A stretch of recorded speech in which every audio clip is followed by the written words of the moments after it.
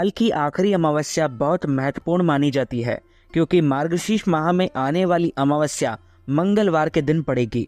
अमावस्या तिथि जब मंगलवार को होती है तो उसे भौमवती अमावस्या के नाम से जाना जाता है। साल 2023 की आखिरी भौमवती अमावस्या पर स्नान दान तर्पण के साथ हनुमान जी और मंगल देव की पूजा करने वालों को कभी संकट का सामना नहीं करना पड़ता। पितरों के आशीर्वाद से साधक के घर खुशियां कभी कम नहीं होती। साल 2023 की आखिरी भौमवती अमावस्या 12 दिसंबर 2023 मंगलवार को है। ये मार्गशीर्ष माह की अमावस्या होगी। मंगलवारी अमावस्या के दिन पितरों का पूजन अर्चन करने से मनुष्य पितृ ऋण से मुक्त हो जाता है। इस दिन हनुमान जी की पूजा करने से अमंगल का नाश होता है। पंचांग के अनुसार अगहन मास मार्गशीर्ष मास के अमावस्या 12 दिसंबर 2023 को सुबह 6:24 से शुरू होगी और 13 दिसंबर 2023 को सुबह 5:01 पर इसका समापन होगा। इस दिन स्नान का जो शुभ मुहूर्त रहेगा वो सुबह 5:14 से सुबह 6:09 तक रहेगा। तर्पण का समय सुबह 11:54 से दोपहर 12:35 तक रहेगा। कर्ज से मुक्ति पाने के लिए भौमवती अमावस्या का दिन बहुत खास माना जाता है। विष्णु पुराण के अनुसार मंगलवारी अमावस्या पर व्रत रखने से न सिर्फ बजरंग बली बल्कि सूर्य, अग्नि, इंद्र, रुद्र, अष्टवसु, पितर, अश्विनी कुमार और ऋषि तृप्त हो जाते हैं।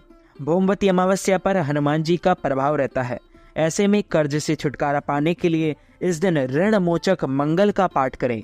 भौमवती अमावस्या पर मंगल के बीज मंत्र या उससे जुड़ी वस्तुओं का दान करने से मंगल दोष दूर होता है।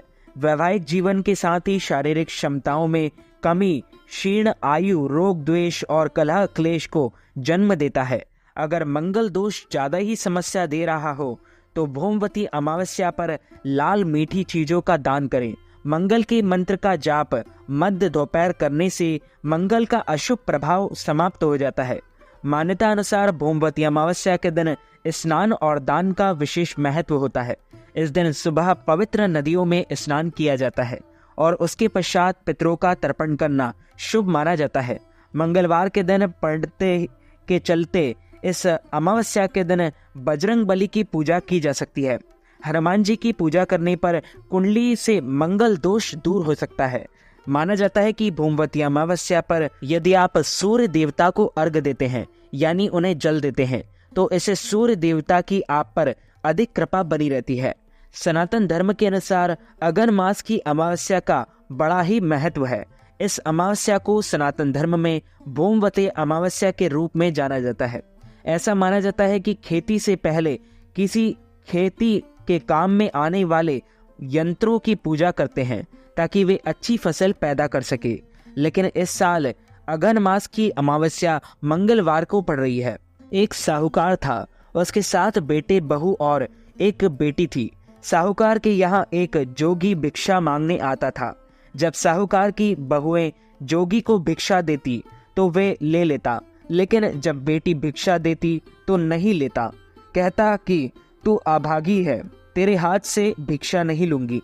उसकी यह बात सुनकर बेटी सुख कर काटा हो गई और एक दिन उसकी माँ ने पूछा कि बेटी, तुझे अच्छा खाने को मिलता है, अच्छा पहनने को मिलता है, फिर भी तू सुख कर काटा क्यों रही है? अगर तुझे कोई परेशानी है तो हमें बता।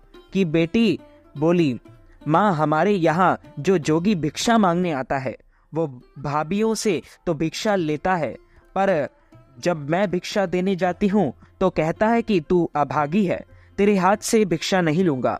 दूसरे दिन जोगी जब भिक्षा लेने आया तो साहूकारनी बोली कि एक तो मेरी बेटी तुझे भिक्षा देती है, ऊपर से तू उसे ही अभागी कहता है। जोगी बोला कि मैं तो जो इसके भाग्य में लिखा है वो ही कहता हूँ। तब साहूकारनी बोली कि जब से तुझे इतना पता है कि तो इसको दूर करने का उपाय भी पता होगा। वह बोला कि उपाय तो है पर बहुत कठिन है। वह बोली कि तू बता, मैं मेरी बेटी के लिए कुछ भी करने को तैयार हूँ। तब जोगी बोला कि 7 समुद्र पार एक शोभा धोबन रहती है, वह भौमवती अमावस्या का व्रत करती है। वो ही इसे सुहाग दे सकती है, अन्यथा जब इसकी शादी होगी तब इसके पति को फेरे में सांप काट लेगा और ये विधवा हो जाएगी। इतना सुनना था कि वह उठी और अपने बेटों को ये बात बताई और साथ चलकर शोभा धोबन को ढूंढने के लिए कहा।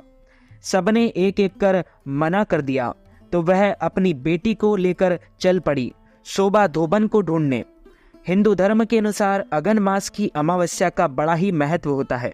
इस अमावस्या को सनातन धर्म में बहुत खास माना जाता है। तो मित्रों, हमारे इस ज्ञानवर्धक वीडियो को आप अधिक से अधिक लोगों को शेयर कीजिएगा, लाइक कीजिएगा, कमेंट कीजिएगा और सब्सक्राइब करके बेल आइकन को भी ऑन कर लीजिए ऐसे ही नई नई वीडियो देखने के लिए।